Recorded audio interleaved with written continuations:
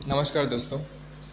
जैसा कि छत्रपति साहू जी महाराज यूनिवर्सिटी कानपुर का जो प्राइवेट एप्लीकेशन फॉर्म आया है, तो जो अभी उसका लास्ट डेट था 10 अप्रैल तक, जो कि उसको एक्सटेंड कर दिया गया 19 अप्रैल तक के लिए। तो जिन्होंने अभी तक अप्लाई नहीं किया तो वो अप्लाई कर सकते हैं। अप्लाई करने के लिए आपको साइट ओपन करना होगा पहले। तो ये देखिए, साइट गूगल पे लिखेंगे CSJM यूनिवर्सिटी कानपुर। उसके बाद जैसे साइट ओपन होगी, यहाँ पे देखिए सबसे ऊपर आपको यहाँ पे मिल जाएगा। यहाँ पे देखिए लिखा है ना, online application for private and single subject examination. इस पर आपको क्लिक करना है। इस पर क्लिक करने के बाद आपके सामने जो इसका पेज है वो ओपन होके आ जाएगा। यहाँ पे देखिए लिखा हुआ है ना, last date for online submission 19 April, जो कि पहले 10 अप्रैल तक था। यहाँ पे देखिए ऊपर जो चल रहा है, इसको बढ़ा दिया गया है 19 अप्रैल तक। तो जिन्होंने अभी तक नहीं भरा है और वो भरना चाहते हैं तो बिल्कुल इसको अप्लाई कर सकते हैं। और इसके लिए जो एलिजिबिलिटी है वो 50% प्लस होना चाहिए पीजी आवेदन के लिए। अगर एमए एमएससी कुछ भी करना है आपको, तो उसमें 50 प्लस होने चाहिए आपके उसमें। अब देखिए जो होता है बीए के लिए जो इसकी फ़ीस होती है उसके बारे में भी बात करते हैं। अब देखिए, जैसे अप्लाई नाउ पे क्लिक करेंगे आप।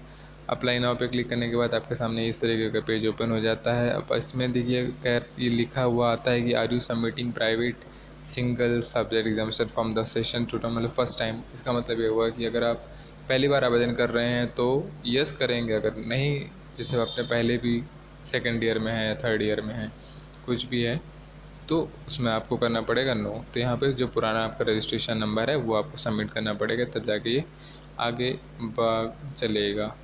अब देखते हैं, जैसे मान लीजिए कभी ये भी होता है कि इससे आपने एक बार आवेदन कर लिया और फ़ी पेमेंट नहीं किया है, तो रजिस्ट्रेशन नंबर जनरेट हो जाता है। तो वो रजिस्ट्रेशन नंबर डालेंगे यहाँ पे, तो फिर से सबमिट करेंगे तो फ़ीस पेमेंट का भी ऑप्शन आपको यहीं पे फिर से ओपन हो जाएगा।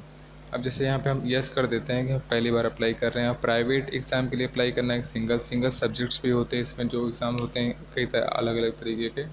तो जो सिंगल सब्जेक्ट्स के माध्यम से देना चाहते हैं वो इसमें सिंगल सब्जेक्ट सिलेक्ट कर लेंगे, केवल एक सब्जेक्ट होता है। और इसमें फिर प्राइवेट एग्ज़ाम अगर जो होता है, जो प्राइवेट का मतलब ये है कि आपको बस कॉलेज जाना नहीं पड़ता है। जितने जो भी सिलेबस होता है रेगुलर कैंडिडेट्स का, वो भी आपका भी होता है। बस आपको खुद पढ़ के एग्ज़ाम आपको खुद जाके देना होता है जहाँ भी सेंटर आपका जाता है, और ज़्यादा कुछ इसमें करना नहीं होता। कोर्स जो भी है, बीए बीएससी बीए करना चाहते हैं, इसमें जो इस बार का जो अगर देखा जाए तो दिया है बीएससी के लिए नहीं होता है, बीए का है, बीकॉम का है और एमए एमकॉम का है। तो यहाँ पे जैसे बीए किसी को करना है तो बीए फर्स्ट ईयर में अप्लाई करने के उसमें सबमिट करने के बाद सबमिट कर देंगे यहाँ पे।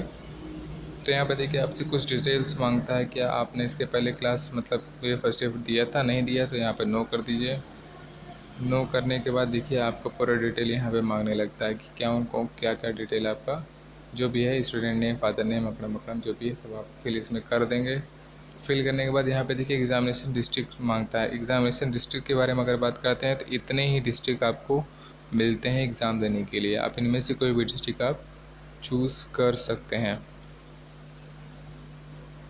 मीडियम भी यहाँ पे आप चुन लीजिएगा, हिंदी इंग्लिश जो भी आपको करना है। अब देखिए सब्जेक्ट्स के बारे में अगर हम बात करते हैं कि प्राइवेट में कौन कौन से सब्जेक्ट्स इसमें आप चूज़ कर सकते हैं, तो देखिए इतने सारे सब्जेक्ट्स हैं। इनमें से आपको 3 सब्जेक्ट चूज़ करने होते हैं बीए फर्स्ट ईयर के लिए। एग्जामिनेशन फ़ीस यहाँ पे देखिए कितना कटेगा, 1384 रुपये कटेगा। और इसको काटने के लिए आपको पास डेबिट कार्ड या क्रेडिट कार्ड होगा तो वो भी आपका जो होगा वो वीज़ा होना चाहिए या तो फिर मास्टर कार्ड होना चाहिए। रुपे कार्ड अवेलेबल इसमें पेमेंट के लिए नहीं होगा। और नेट बैंकिंग अगर करेंगे तो केवल एक्सिस बैंक ही लेता है। इस वजह से डेबिट कार्ड किसी आपके पास हो तो आप, या किसी और के पास भी है अगर है तो आप उससे लेके आप पेमेंट कर सकते हैं वीज़ा या मास्टर कार्ड के थ्रू केवल। सब्जेक्ट इसमें कुछ भी लेना आप सब्जेक्ट चूज़ कर लीजिए, ठीक। क्योंकि 3 सब्जेक्ट ज़्यादा कर नहीं सकते, इसलिए 3 सब्जेक्ट कोई भी आप चूज़ कर लीजिए जो आपको लेना हो, ठीक। एजुकेशन में इसमें देखिए एजुकेशन आपको मिल जाता है, और कुछ सब्जेक्ट्स होते हैं जो प्राइवेट में नहीं दिए जाते हैं, लेकिन इसमें आपको सभी मिल जाते हैं कानपुर यूनिवर्सिटी में। यहाँ पे सब कुछ डिटेल हाई स्कूल इंटर डालने के बाद आपको फिर ये फ़ोटो डालना होगा, साइन डालना होगा।